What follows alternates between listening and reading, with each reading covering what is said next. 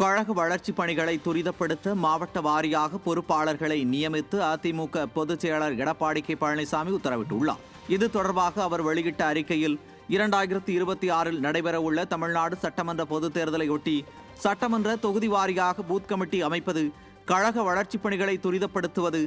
ஏற்கனவே வழங்கப்பட்டுள்ள உறுப்பினர் உரிமை சீட்டுகள் அனைத்தும் உரியவர்களிடம் வழங்கப்பட்டு விட்டனவா என்பதை கண்காணிப்பது மற்றும் கழகத்தில் புதிதாக உருவாக்கப்பட்டுள்ள கழக இளம் தலைமுறை விளையாட்டு வீரர்கள் அணியில்